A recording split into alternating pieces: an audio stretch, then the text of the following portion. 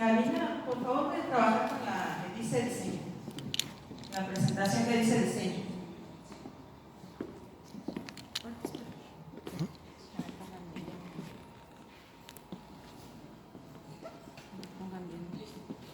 Sí, muchas gracias. Esa está bien. Pues para ir entrando en calor, que nos vayamos temprano, porque el primer día siempre es difícil, ¿no? Con el viaje.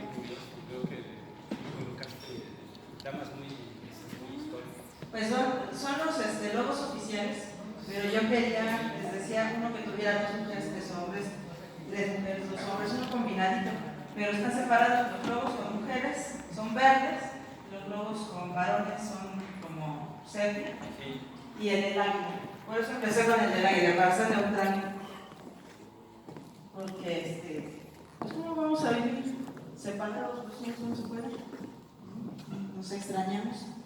Bueno, voy a irles presentando de manera breve las características del programa de diseño de situaciones para el aprendizaje. Y ahorita, como comentaba nuestro Fabio, ¿no?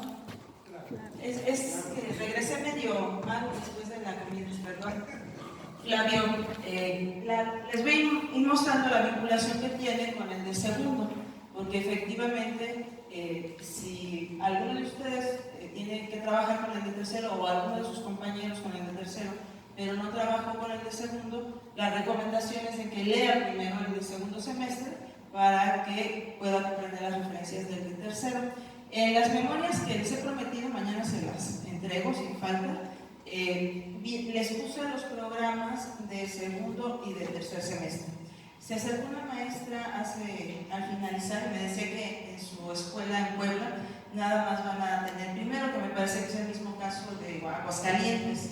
Entonces, si alguna otra institución, alguna otra entidad está en la misma situación, el miércoles podemos trabajar aparte, si quieren un rato, los que nada más tengan primero, porque no pensamos, sí lo habíamos pensado, pero no hicimos el espacio específico para lo de primero. Entonces no sé si alguno de ustedes tiene solo primero, no tiene tercero, ninguno. Ahorita la maestra que me comentó de Puebla no la veo y los maestros de Aguascalientes todavía no llegan, que son los casos que yo sé que tienen por primera vez primero y no tercero. Los demás, bueno, por eso fue la prioridad para el semestre de tercero. Entonces, este es el curso de diseño de situaciones para el aprendizaje de la historia.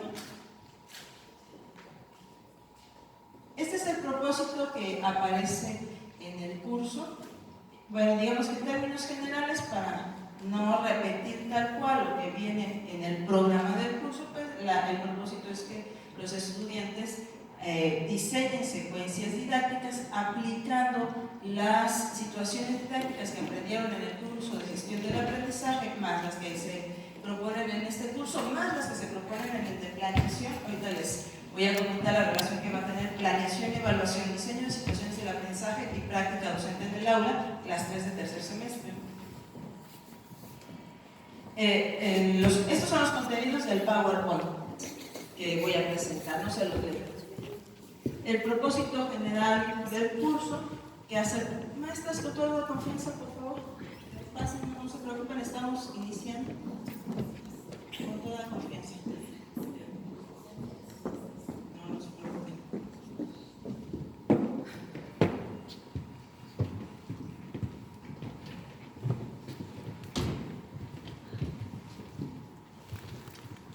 El propósito hace referencia a los 3 elementos principales del curso. El primero, que sería la transposición didáctica y la microenseñanza. Ahorita les voy a ir comentando estos elementos, que son los nombres de las unidades de aprendizaje. Esta descripción aparece también en el programa del curso. La idea es que no se va a poder diseñar las secuencias didácticas de manera, digamos que general, sino que, como dicen nuestros dichos, dependiendo del sapo una pedrada. Entonces siempre va a partir de un diagnóstico El diagnóstico lo van a ir construyendo nuestros estudiantes en el curso de práctica docente en el aula, porque es donde van a ir a visitar las escuelas secundarias, van a ir a observar, van a tener 3 jornadas de prácticas, dependiendo de la asignatura, de 4 a 5 clases por semana en 3 jornadas de prácticas. Ya será decisión de cada estado si la primera práctica es separada de observación y las otras 2 juntas, o son prácticas separadas, de acuerdo a la organización también de sus escuelas y de sus alumnos. Pero son 3 jornadas. Por ejemplo, si fuera matemáticas o español, tendrían 5 clases, como es historia. Si es primer grado en el que practican, tendrían 2 grupos. Si es segundo o tercer grado, tendrían un grupo, ¿no? Que son 4 clases a la semana y en total 12 clases. La organización de las semanas ya depende un poco también de la organización de sus escuelas. Entonces, en esas visitas que realizarían en los grupos de práctica docente en el aula, traerían la información necesaria para el diagnóstico.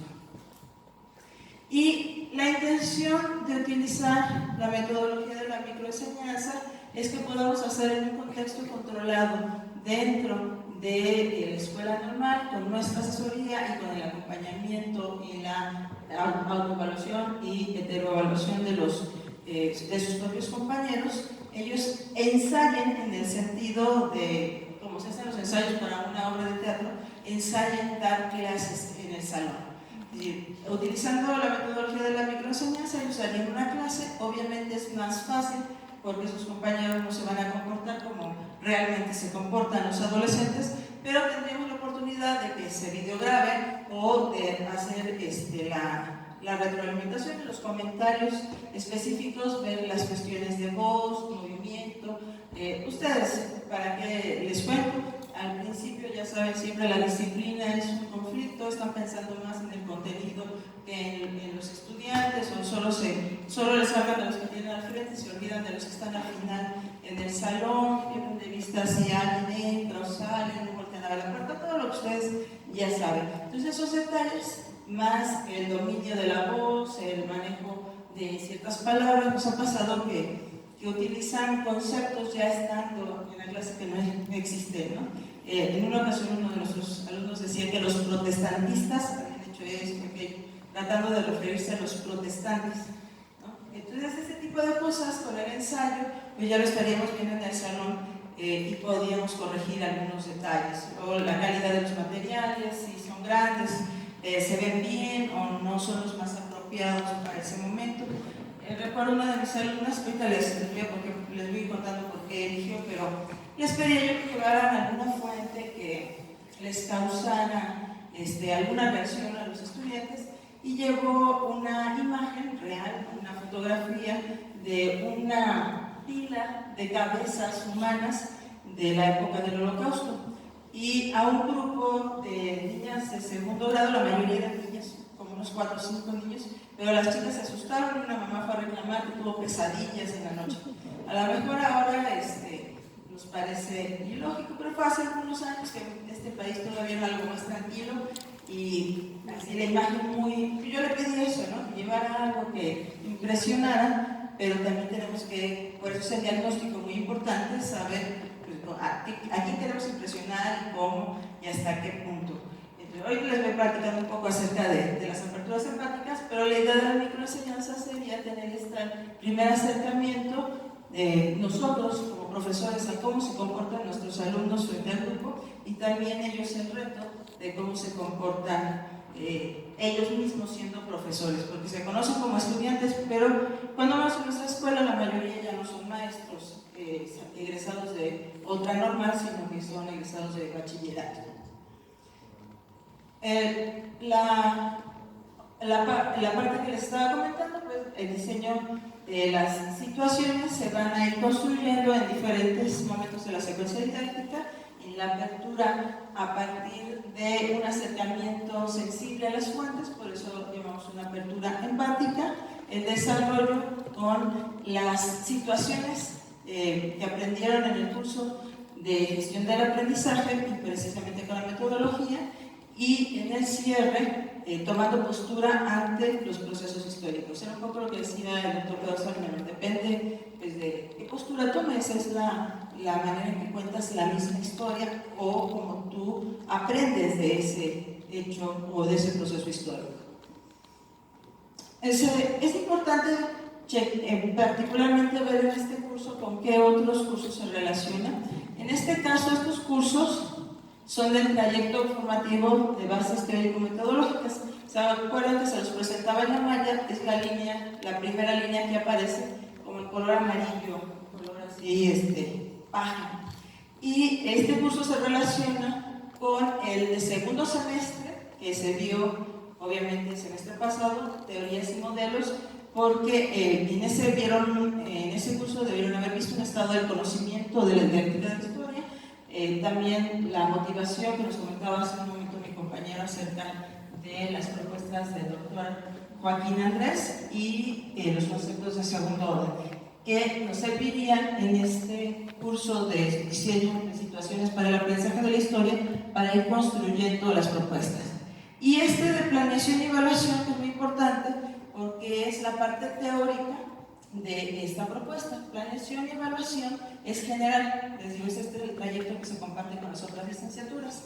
Entonces no son temáticas que se repiten, tienen temáticas diferentes porque planeación se va a abordar obviamente los temas de planeación y evaluación, pero desde su fundamentación teórica a partir de la evaluación auténtica, de la planeación con competencias, y en el diseño de situaciones para el aprendizaje vamos a revisar las cuestiones específicas para el diseño de clases de historia. Por eso va a ser importante, en la medida de lo posible, porque no siempre se puede, que trabajen de manera colegiada, cuando menos los profesores que tienen estos tres cursos: planeación, diseño de situaciones para el aprendizaje de la historia y prácticas docentes en el aula. Este es el esquema de los contenidos del curso de planeación y evaluación que también se lleva en tercer semestre. Para que vieran un poco, espero que alcancen a ver un poco, de cualquier forma en la memoria que les prometo va a aparecer también estos programas. Entonces, la unidad 1 se explicaría teóricamente cuál es la fundamentación de la planeación por competencias. En la unidad 2 estaría trabajando la gestión del aprendizaje, y se proponen aquí otros que ya les había comentado, se van a desarrollar el aprendizaje por proyectos. Tenemos un semestre para el aprendizaje por proyectos en el aula y otro fuera del aula. Pero aquí empezarían a ver como la fundamentación teórica de estos proyectos, el aprendizaje situado con los ejercicios de simulación, e insistimos en el aprendizaje basado en problemas. Por eso para nosotros es muy importante el taller que nos va a impartir el miércoles la doctora Graciela. Creo que la mayoría ya conoció. Y en la última unidad está también de manera teórica los elementos de la evaluación, pero también vamos a tener en cuarto semestre para ya ponerlo en práctica. Y bueno, si ustedes han trabajado en la evaluación en la historia, siempre hay unos detalles que hay que irlos puliendo constantemente. Entonces, les decía, aunque ustedes vean que aparecen estos temas, no es que se estén repitiendo, sino tendrán una progresión diferente y mayor profundidad conforme van avanzando los semestres. Aquí estaría viendo solo de manera teórica. También este curso de diseño de situaciones para el aprendizaje está vinculado con de práctica docente en el aula, que es del trayecto formativo, prácticas en el aula. Finalmente, ¿para qué queremos que diseñen situaciones de aprendizaje? Pues para que realicen sus prácticas de la mejor manera posible. Entonces, por eso les mencionaba que los docentes de planeación y evaluación, los de diseño de situaciones para el aprendizaje y los de prácticas en el aula, de ser posible, trabajarán en conjunto, fueran definiendo juntos el avance, porque una parte importante de este curso son con qué temas se va a hacer el trabajo de la microenseñanza, se van a hacer los ensayos. Entonces, se puede hacer con los temas de historia mundial que se están viendo en este semestre, o con los temas de historia de México este semestre, pero lo más oportuno si se pudiera sería con los temas que van a ir a practicar, pero seguramente les ha pasado también a ustedes, les vamos con los maestros, con los tutores y nos dicen, una semana, 2 semanas, y prácticamente un día antes les están informando cuáles son los temas. De ahí que si no es posible que ellos hagan sus ensayos con los temas que van a ir a practicar, que sería lo ideal, pues se tomaron los temas que se están viendo en este curso para no duplicar los esfuerzos. Así que no estuvieran trabajando con temas anteriores o posteriores, sino con los temas del mismo semestre. Y en esa medida, digamos que los 6 maestros que van a estar trabajando en el semestre tendrían que estarse coordinando. Todos sabemos que no siempre se puede, ¿no? Hay veces que sí, hay veces que no, entonces en la medida de lo posible, esto sería lo ideal, pero pues entendemos, a todos nos pasa que no siempre se puede, por diferentes razones. Creo que esta no se ve muy bien, pero estas son las temáticas del curso de práctica docente en el aula. El curso de práctica docente en el aula solo tiene, como ustedes ven, aunque no alcancen a ver, solo tiene 2 unidades. La idea es que la unidad 2 se va a poner en práctica 2 veces. Es decir, la unidad 2 es como si fuera la unidad 2 y la 3. Porque en la unidad 2 es cuando ya ponen en práctica su planeación, regresan a la normal y evalúan el proceso que se dio para mejorar para la siguiente práctica. Y entonces la unidad 3, que no existe, sería otra vez lo mismo. Hacen su nueva planeación para su siguiente jornada, la ponen en práctica, regresan y evalúan el proceso de prácticas para la mejora. Por eso no hay 3 unidades. De hecho, la unidad 2 habría que repetirla 2 veces. Es una unidad práctica. Y se haría, la unidad 1 hace referencia a la observación, al diagnóstico, a la observación del contexto que influye en las prácticas docentes y en los aprendizajes de los estudiantes, sus intereses, sus estilos de aprendizaje. Y en la unidad 2 ya sería poner en práctica la planeación, hacer la intervención docente y regresar para evaluar las evidencias y hacer las reflexiones para la mejora en una práctica. Y lo mismo para la siguiente práctica. En caso de que en su institución decidieran que la segunda jornada es de 2 semanas, se tiene una jornada de 1 semana y una jornada de 2 semanas, pues no se repite, es solo la unidad 2. Pero si estuvieran separadas, tenemos una jornada de observación, una jornada de prácticas, regresan y en un mes posterior, por ejemplo, van a su segunda jornada, entonces esta misma unidad 2 se repite. Aunque no alcancen a verlo más o menos en las reseñas, yo les pediría ya que con calma en su hotel, antes de dormir, se lo leyeran, pero un día cuando yo les dé su memoria, ahorita no, porque no la tienen. De cualquier forma ya está en la página de CEBIE, ya los pueden bajar de ahí directamente. Los maestros que tienen contacto conmigo por WhatsApp y por correo electrónico ya les envié la página. Si me hacen favor de escribir algún correo que puse, ahorita lo vuelvo a poner, que puse al final de mi presentación anterior. Si me escriben, les mando el link, si no lo tienen. Y en todo caso es muy fácil de entrar, ponen en el buscador de Google CEBIE con C de casa, C de casa, E de Ernesto, V y latina y E de Ernesto. CEBIE, Planes de Estudio 2018. Y cuando se abra la página, del lado izquierdo están nombradas las licenciaturas, buscan historia y aparece la malla curricular, la que les presenté. Entonces ustedes dan clic encima. La primera vez que lo consulté yo no sabía cómo bajarlo, me tuvo que explicar una compañera de español. Le dan clic encima del nombre del curso y se despliega el PDF, ya nada más lo descarga. Entonces se puede hacer hasta en el celular, es muy sencillo. Ahí están todos los programas, los demás materiales serían no todas las lecturas, pero casi todas las lecturas de la bibliografía básica de todos los cursos y algunas otras que no están en la básica sino en la complementaria. También les estamos grabando, les comentaba el maestro, los proyectos integradores que hicimos con nuestros alumnos en primero y segundo semestre. Como ejemplo, seguramente ustedes tendrán otros y en la medida de lo posible que estemos comunicados para que nos compartamos cómo estamos llevando a cabo los proyectos, qué nos está resultando bien y podamos compartir las prácticas exitosas y compartir entre nosotros cómo estamos llevando a cabo los proyectos. A lo mejor algo que a algún equipo no se le ocurrió en una entidad, se le ocurre en otro y podemos ir compartiendo estas experiencias. Les dejaríamos, también los pueden ver en la página de Sevilla, no me acuerdo cómo se llama, digital. Sevilla de Gespe. Pero ¿dónde están los videos? Se llama tutoriales. Tutoriales. Entonces, ahí mismo Sevilla, pero no en planes, sino en tutoriales, están los videos de los proyectos integradores de Dice historia. estudiantes. Nada más que Dice, me parece que se llama Sevilla Digital y luego buscan historia, nada más hay inglés e historia. No hay pierde. En donde están los programas están todas las licenciaturas.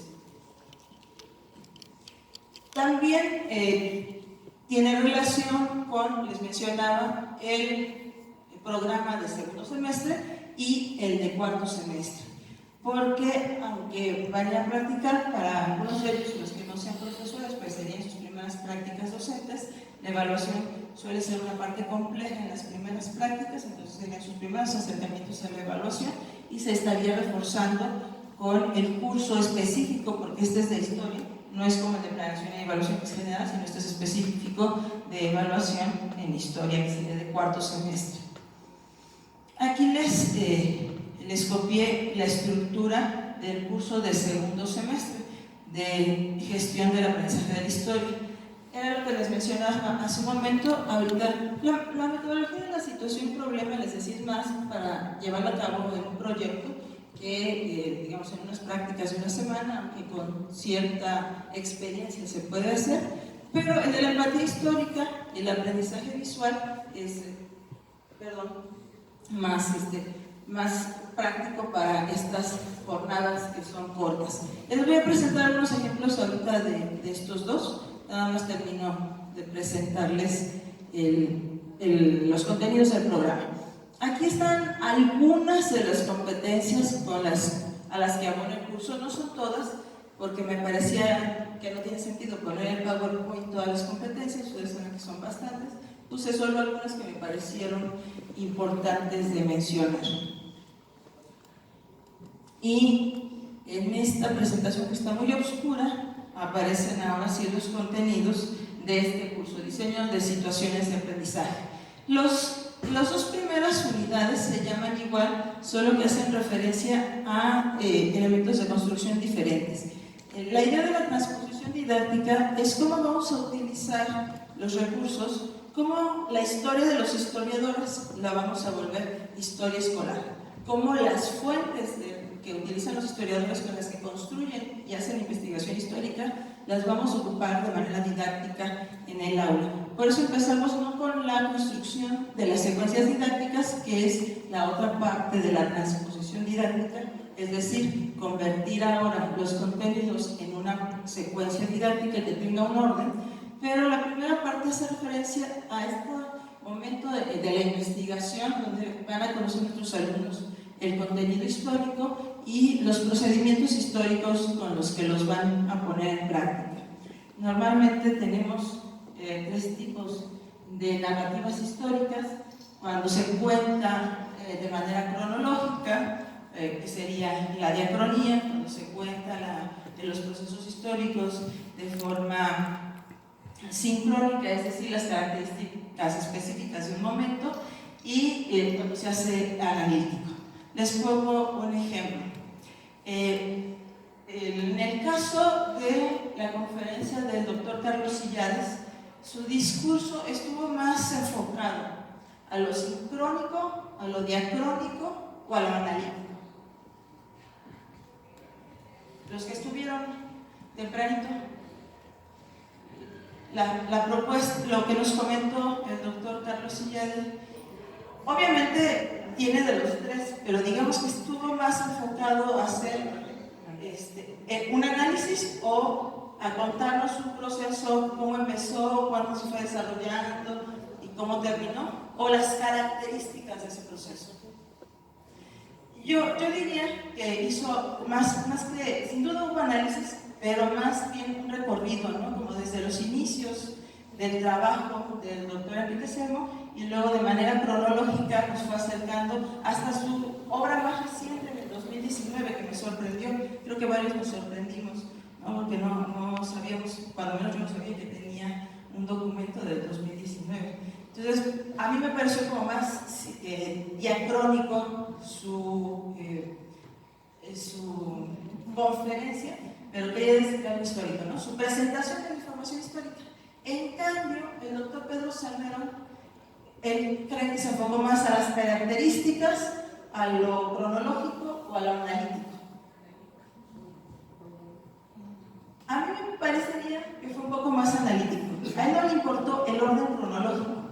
O sea, él no nos presentó qué pasó primero, qué pasó después, como el doctor Carlos Villas también hizo análisis, pero su discurso lo construyó como del principio de lo más lejano a lo más reciente, lo que nosotros normalmente llamamos cronológico.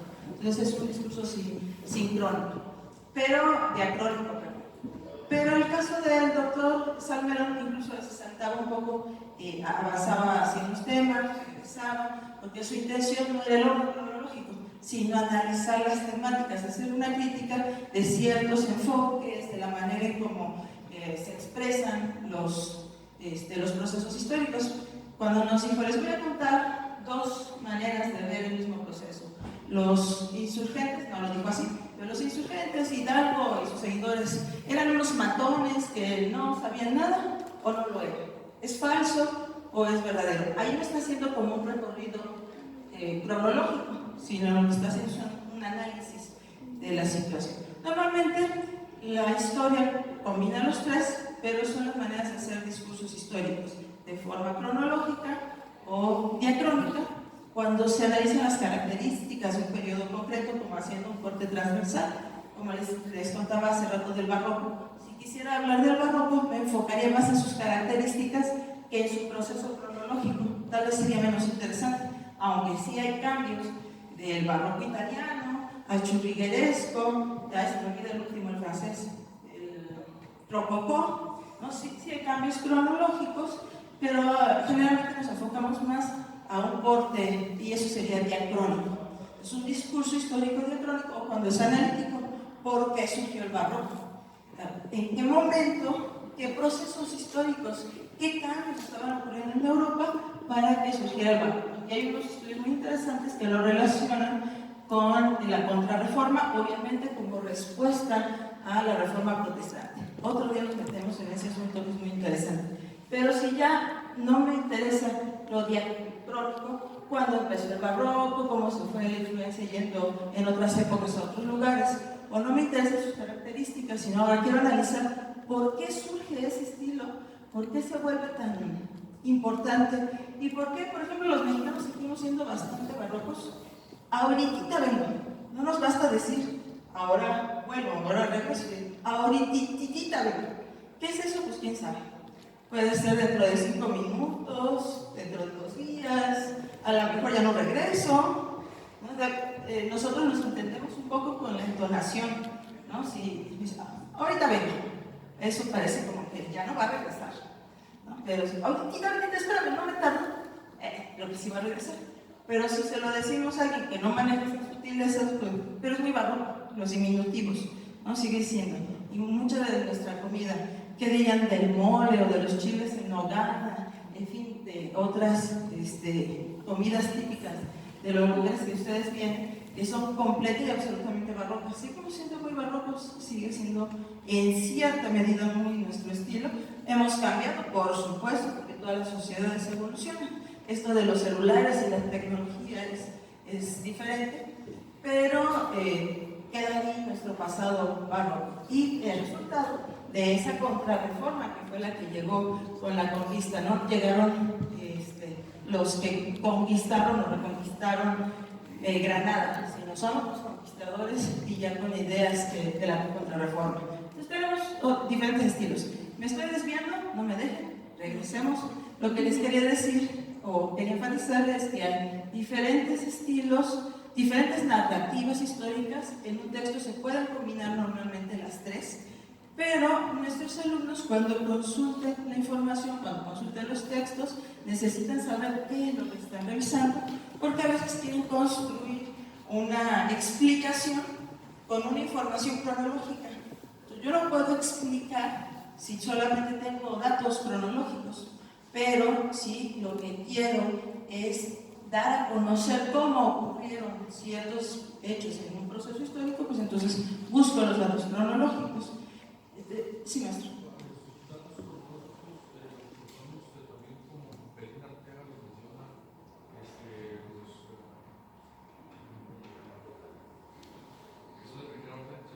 No, esos son los conceptos analíticos. Les mencionaba que en teorías y modelos de segundo semestre tuvieron que haber visto, si hubo oportunidad, los conceptos de segundo orden: causa, cambio, evidencia, empatía, y me falta uno por ahí que normalmente son los que maneja Seixas. También están en la bibliografía del curso de segundo semestre de teorías y modelos, que aunque esos cursos que les decía están en la línea amarilla, tienen algunos temas que son específicos de historia, no son iguales, aunque estén en el trayecto que se comparte. Nuestros programas no son iguales a los de formación cívica, por poner un ejemplo, o a los de química. Tienen elementos específicos, y también los de las otras licenciaturas tienen elementos específicos. No, los conceptos de segundo orden servirían para cuando queremos hacer la narrativa analítica, y entonces quiero hablar del cambio, y utilizo conceptos que me ayuden a explicar por qué cambió. Por eso son los conceptos de primer orden serían los que definen los hechos: revolución industrial, independencia, la conformación del Estado-Nación, como se llama en otro curso, de primer orden. Los de segundo orden se pueden aplicar a cualquiera de los conceptos de primer orden. ¿Sí? ¿Por qué ocurre el cambio que permite la consolidación del Estado Nacional en México después de la independencia? ¿O hasta qué momento ocurre eso? ¿Qué cambió o qué consecuencias tuvo? Y ahorita, que es la parte cultural, la que me gusta más a mí, la de la apertura empática, que es uno de los conceptos también de segundo orden, ahorita lo vemos. Y que también está vinculado con un curso de segundo semestre, que es el de gestión del aprendizaje de la historia.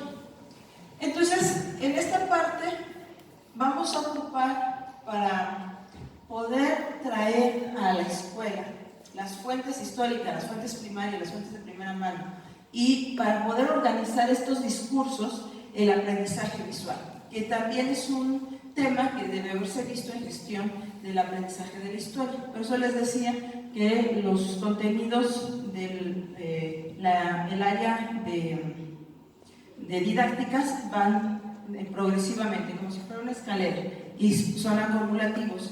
Entonces, en gestión del aprendizaje vieron los organizadores gráficos, y ahora acá lo vamos a utilizar en la transposición didáctica para construir el andamiaje, como dirían los constructivistas, que les permita a los estudiantes de secundaria comprender el contenido histórico.